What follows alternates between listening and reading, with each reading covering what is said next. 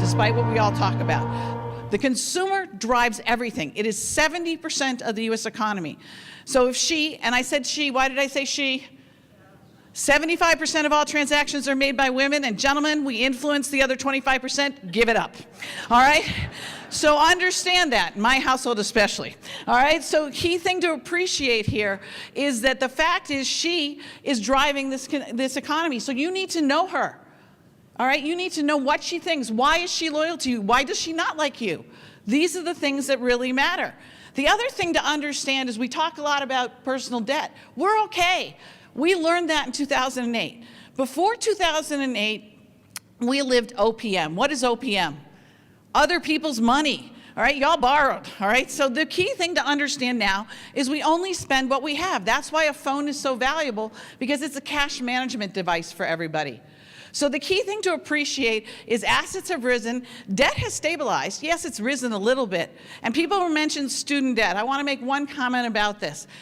The key thing to understand in student debt is 17% of it is what we have to worry about, because those people borrowed but did not get the degree. Everybody else has a degree, has a job, and has better earning prospects. And so this is the key thing. And remember, it's at historically low interest rates. All right, so here we go. Here's what happened last year. Now, we have made a move in this country to spending on two things, all right? Because the most important thing is we like our family and friends again. We are all about experiences and spending time together. So we're doing two things. We're investing in our existing homes. We're not buying new homes. We're in existing homes. And we are traveling like there is no tomorrow. All right? And that is why I put a little kid in the overhead bin coming out here, because it was driving me nuts, right? No kids go to school anymore. They take vacation all the time, right? I travel 300 days a year. I assure you it's true. But the key thing to appreciate, this means this whole morph. Look at the restaurants. Look at the lodging. Look at the dining, right? But look at women's apparel. You are all naked. You have not bought clothes in a year, all right? And this is really important. That's a huge change, to look at apparel, department stores, mid-tier jewelry. By the way, jewelry is not discretionary. Shame on you. All right? So the important thing to recognize, though, is this is a huge shift in what we see in terms of spend, but it's the same spend. In fact, the last 2 years, the big Christmas gift has been the gift of a trip and not a Christmas sweater. Big difference in change in behavior. All right, here we are now. This is the report we come out monthly with. Look at how good spending is. So by the way, the government reported spending dropped in January and February. Incorrect, okay? Just be very clear. Remember, they survey 50,000 businesses. We get everybody, the smallest to the biggest. So the key thing to appreciate is look at that strength of that consumer. But be very clear, all right? Here's my doomy side. The challenge here is that this was bonus season. 2017 had record corporate profits in this country. People got bonus. We sold 17.6 million cars. All the auto workers got bonused. So the point is that money has come flying into the economy. The question is, does it continue? Okay, here's the tax question. The reality is it is too soon to know. What I will tell you is the majority of companies have only not reinvested in terms of new plants, hiring new workers, raising wages, but have actually, bought back more stock and done dividends. Only 50% of Americans have money in the stock market. So this does not benefit the majority of the economy. They do not spend it. Right? We've at MasterCard, we increased our contribution to the 401k matching. That's money saved. That doesn't help the economy. So the key thing to really recognize, we won't know till April 2019 when people actually pay their taxes if they're better off. And remember, 55 million Americans work in the gig economy, so they don't have withholding. So again, that didn't change. So the issue is it's way too soon to know. Come July, we'll have a big idea if there's a benefit or not. What I will tell you that scares the heck out of me is we are seeing inflation. Inflation in food, inflation in gasoline, inflation in other things. However, what I will tell you that is the very good news, Terry was spot on when he talked about unique goods, because 37% of spending in the United States is at small businesses. Businesses, the majority of them doing 10 million or less in annual retail sales. We are shopping small. What does that mean? It means I want you to know me, Sarah.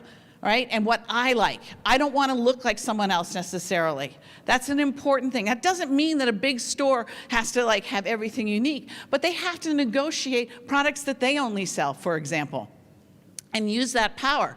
The other thing that's very important is 2 words: stop discounting. Shall I say it louder? Stop discounting, all right? Enough. Because the reality is, if I shop small, I am willing to pay full price. Absolutely. They can't give me a volume discount.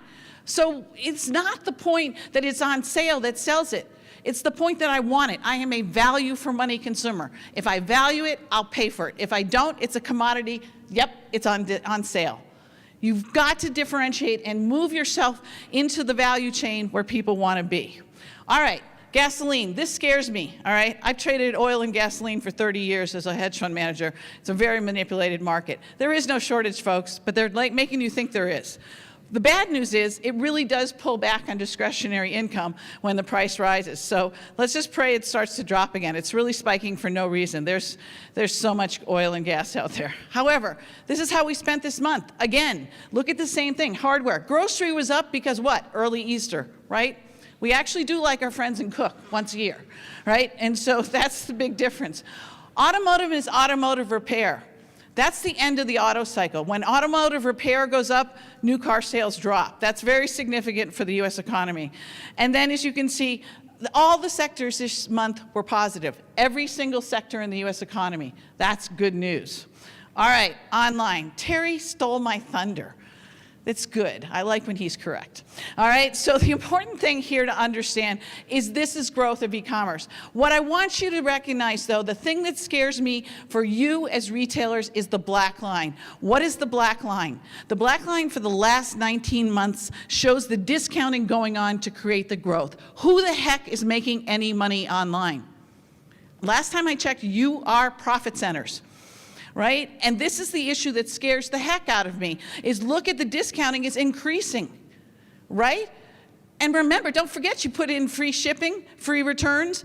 You get everything in the wrong place when it's returned to store when it was bought online. Let's be really serious about this. You have to renormalize, right? We are social creatures. So I have a cost center, my daughter Katen, she's 27.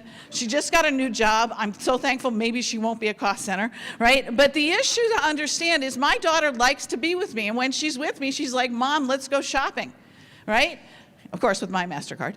But the point to understand here is we like to be with each other. We like that social experience. When you shop online, it's one-on-one, right? And the basket is smaller. We do not browse online. That is crazy. It is not true. We actually go in, buy the one thing we wanted, and we're out of there. You go into a store, your eye falls on everything. You stop in different departments you wouldn't have stopped in. That's the point of why bricks and mortar will always rule and will continue to be there. This is for convenience, for things like water that's heavy to carry, things like that. Commodity-like products sell online. Family apparel sells online because she's busy. Right? She gets home 10 o'clock at night, she buys for the kids. Why? Because the other problem with online is returns, and no one has any time, and returns take time. And that's one of the biggest challenges. We don't care that they're free. It's still time is much more valuable to us. So the kid will grow into it, so that's why family apparel sells, right? But look at this. This is the growth rate I really wanted you to see, and exactly the point Terry's making. Let's just balance out the investment we're making in the online channel versus what's going on physically in store, right? And recognize that when we look around the world, the highest penetration online is in New Zealand and Britain, all right, which is close to 15%. That's it. For everybody who's going like crazy for online. So just keep it in mind. That's all I'm saying, right? And look at that electronics, a commodity-like product, sells online, but you get into more unique things like jewelry, it's not as much of a bigger penetration. This is the fact I want you to really take, though. 82% of people use that mobile device in the store. So I want you to curate on your website. Curate your brand. Why should I be with you? Why should I spend the time there? What's the value add? Does this dress come in yellow? Those types of things to really understand so people can easily get there. But more importantly, the first button online should be what? Where the heck is your store? Make store location easier and make me not fat finger on a mobile device, because this is what people are doing. They're looking for information to help them, but we are overstored, right? Terry made the point. It's absolutely true. So the issue is how do we think about this? So the key thing is there's two real groups we talk about, all right? The millennials and the baby boomers. All right, so I'm a baby boomer, and the most interesting thing about my generation is you have to market to me for me, right? I'm the richest generation ever in the history of America, just so you know, right? But you also have to market to me for my daughter, because we are the first generation that actually will spend, just like Terry's dad.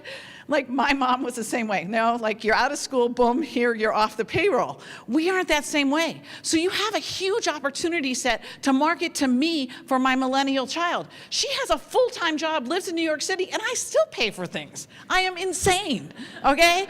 All right? But the reality is this is, and she got a new one and a raise, and I still pay. It's ridiculous. But the point is so does every other baby boomer in this room.